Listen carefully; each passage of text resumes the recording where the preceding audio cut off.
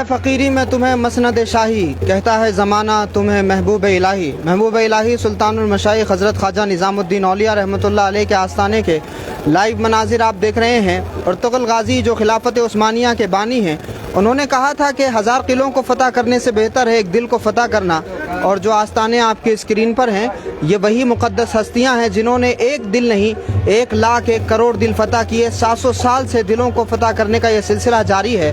تو دلوں کے فاتح محبوب الہی سلطان المشائخ حضرت خواجہ نظام الدین اولیاء رحمۃ اللہ علیہ کے آستانہ کے لائیو مناظر آپ دیکھ رہے ہیں، اور ساتھ میں ہی حضرت امیر خسرو رحمۃ اللہ علیہ کی چوکھٹ بھی یہاں ہے۔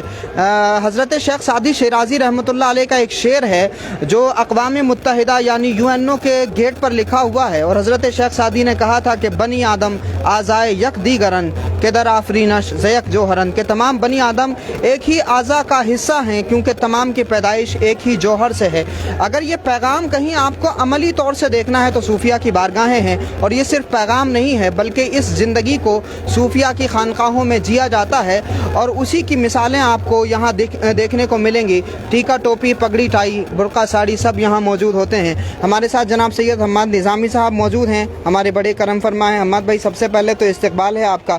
صوفیہ نے بڑے کامن منیمم پروگرام بنائے، خانقاہ میں ایسا دسترخوان سجایا جس پہ سب بیٹھ کے کھانا کھا سکیں، ایسی پالیسی بنائی کہ جس کام کو سب لوگ کر سکیں، محفل سماع کا بھی انتظام کیا، سب بیٹھ کے آسانی سے سن سکیں۔ لنگر جو حضرت محبوب الہی کے یہاں ہوتا تھا اس زمانے میں، پوری دلی یہیں سے کھاتی تھی۔ لنگر کا سلسلہ کیا آج بھی محبوب الہی کے یہاں جاری ہے؟ السلام علیکم ورحمۃ اللہ وبرکاتہ۔ جناب مختار اشرف صاحب نے جو بات ابھی شیخ سعدی صاحب کے تعلق سے کہی، اسی بات کو میں آگے بڑھاتا ہوں۔ سب سے پہلے یہ بات کہوں گا کہ دیتی ہے دلوں کو شاد کامی نسبت، ہے قابل فخر یہ گرامی نسبت، صد شکر ہے محبوب الہی کے طفیل، حاصل ہے ہمیں بھی نظامی نسبت۔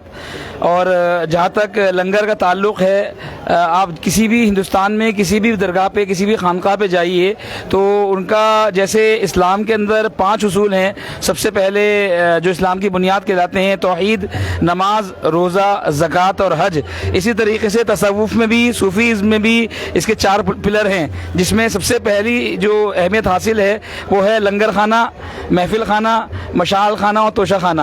تو یہ جو لنگر خانہ ہے تمام بزرگوں کے آستانوں پہ یہ آپ جائیں گے تو وہاں پہ لنگر کا اہتمام ہوتا ہے، اور باقاعدہ تمام مذاہب کے ماننے والوں کا خیال رکھا جاتا ہے کہ وہاں پہ جو آنے والے زائرین ہیں وہ کسی بھی مذہب سے تعلق رکھتے ہوں، ان کے لیے وہاں پہ لنگر کا بہتر انتظام ہونا چاہیے۔ حضرت خواجہ نظام الدین اولیاء محبوب الہی نے اپنے دور میں جو لنگر کا اہتمام رکھا، اس میں اس کی مثال پورے اولیاء کرام کے کسی بزرگ کے یہاں نہیں ملتی ہے۔ 2 روایتیں آپ کے یہاں آتی ہیں۔ پہلی روایت یہ آتی ہے کہ آپ کے یہاں جو لنگر خانہ جو جاری تھا اس میں تقریباً 40 من نمک ڈالا کرتے تھے، اور دوسری روایت میں ہے 70 من نمک ڈالا کرتے تھے۔ بہرحال 40 من ہو یا 70 من ہو، لنگر کا اہتمام ہوتا تھا، اور 70 اونٹوں کے اوپر لہسن اور پیاز کے چھلکے پھینکنے کے لیے جایا کرتے تھے۔ اور کمال یہ ہے کہ کبھی کسی کے آگے ہاتھ نہیں پھیلایا۔ اللہ تعالیٰ قرآن شریف میں فرماتا ہے بسم اللہ الرحمن الرحیم وَمَن يَتَّقِ اللَّهَ يَجْعَل لَّهُ مَخْرَجًا وَيَرْزُقْهُ مِنْ حَيْثُ لَا يَحْتَسِبُ وَمَن يَتَوَكَّلْ عَلَى اللَّهِ فَهُوَ حَسْبُهُ، یعنی جو انسان تقوی اختیار کرتا ہے، اللہ کے ڈر سے گناہوں سے بچتا ہے، اللہ تعالیٰ اس کے لیے راہیں کھول دیتا ہے اور اس کو رزق ایسی جگہ سے دیتا ہے جہاں سے اس کو گمان نہیں ہوتا، اور جو اللہ پہ بھروسہ کرے اللہ اس کو کافی ہے۔ تو اس کی یقین اور اس کا یقین آپ کے حضرت نظام الدین اولیاء محبوب الہی کے دل میں اتنا زبردست تھا کہ اللہ اس کو پریکٹیکلی طور پہ کر کے دکھایا۔ اللہ کی ذات پہ اتنا زبردست یقین اور توکل تھا کہ کبھی کسی کے آگے ہاتھ نہیں پھیلایا، اور لوگوں کو آنے والی مخلوق کے لیے لنگر کا بہترین انتظام آپ کی خانقاہ میں ملتا ہے۔ حالانکہ آپ خود 12 مہینے روزے رکھا کرتے تھے، کیونکہ حضور نبی کریم صلی اللہ علیہ وسلم کی حدیث پاک کا مفہوم بھی ہے کہ جو نکاح نہ کرے وہ روزے رکھے، اس سے قوت نفس جو ہے وہ حملہ نہیں کرتی ہے۔ تو آپ اپنے 12 مہینے روزہ رکھا کرتے تھے، اور جو کی روٹی اور ٹینٹ جو ہے اس میں نمک ڈال کے آپ روزے سے افطار کرتے تھے۔ لیکن آنے والے خانقاہ میں زائرینوں کو باقاعدہ لنگر کا اہتمام آپ کے یہاں ہوتا تھا، 3 دن قیام کرایا جاتا تھا، اور 3 دن تک ان کو لنگر کھلایا جاتا تھا، اور چوتھے دن جب روانگی کے لیے کہا جاتا تھا تو زبان سے نہیں کہتے تھے، پان پیش کر کیا جاتا تھا۔ وہ پان جو ہے وہ آنے والا بھی سمجھ جاتا تھا، آنے والے بھی اتنے باصلاحیت اور باکمال لوگ ہوتے تھے سمجھ جاتے تھے کہ حضرت کی طرف سے اب اشارہ ہے کہ اب یہاں سے روانگی کی جائے.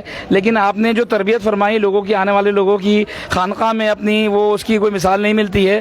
اور حضرت کی نسبت ہم سے وابستہ ہے, ہم حضرت سے وابستہ ہیں اس نسبت سے, تو ہمیں اس بات کا فخر ہے. اور اللہ تعالیٰ سے دعا کرتے ہیں کہ یہ نسبت جو ہے وہ دنیا میں تو ہے اور آخرت میں بھی اللہ کے دربار میں رہے انشاءاللہ. اور یہ لنگر جو ہے وہ آج تک جاری و ساری ہے. خانقاہ میں تمام آنے والے زائرین کے لیے لنگر کا اہتمام کیا جاتا ہے, اور اس میں تقریباً دال بھی بنتی ہے اور راجمہ بھی بنتا ہے, اور بریانی کا بھی اہتمام ہوتا ہے جب عرس وغیرہ کے موقع ہوتے ہیں, اور ماہانہ تاریخ پہ جب اہتمام ہوتا ہے تو باقاعدہ تمام زائرینوں کے لیے لنگر کا بہت اچھا انتظام کیا جاتا ہے.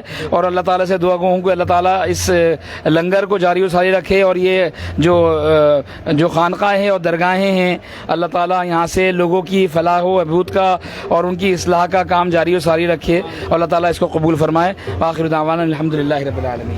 بہت شکریہ. حماد صاحب نے بڑی خوبصورت بات کہی کہ محبوب الہی نے کبھی کسی کے سامنے ہاتھ نہیں پھیلایا, کیونکہ جو اللہ کا محتاج ہوتا ہے وہ دنیا میں کسی کا محتاج نہیں ہوتا. علاء الدین خلجی ہوں یا اس زمانے کے تمام حکمراں ہوں, تمام حکمرانوں نے پیشکش کی محبوب الہی کی بارگاہ میں کہ کسی طرح سے ان کے نذرانے کو قبول کر لیا جائے, ان کے تحفوں کو قبول کر لیا جائے. محبوب الہی نے بادشاہوں کے ان تحفوں کو اسی لیے قبول نہیں کیا کیونکہ بادشاہ ظلم سے جو ہے سمجھوتا کرتے تھے, وہ خود ظلم کرتے تھے, اور ظلم کو صوفی پسند نہیں کرتا.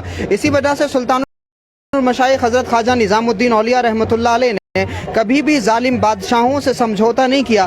محبوب الہی کا کمال یہ ہے, جس طرح سے ابھی بتایا حماد بھائی نے, کہ جو اللہ پر بھروسہ کرتا ہے اللہ رب العزت اس کا غیب سے انتظام کرتا ہے, اور جس کا جتنا مضبوط یقین ہوتا ہے اس کا انتظام بھی اتنا ہی مضبوط ہوتا ہے. اور مولائے کائنات کے گھرانے کی تو یہ ریت رہی کہ مولا علی نے جس طرح سے خود سوکھی روٹیاں کھا کر کے لوگوں کے پیٹ بھرے ہیں, اسی طرح سے ان کی اولادوں نے امام حسن مجتبیٰ سے لے کر سلطان الاولیاء سلطان المشائخ خواجہ نظام الدین اولیاء تک ہر ولی نے, ہر صوفی نے یہ کام کیا کہ خانقاہ میں آنے والے بھوکوں کے لیے کھانے کا انتظام کیا. بھلے ہی خود سوکھی روٹی کھاتے رہے, خود بھوکے رہے, خود روزے سے رہے, لیکن خانقاہ میں آنے والوں کو کبھی محروم نہیں کیا. اور یہی سلسلہ آج بھی خانقاہ میں جاری ہے.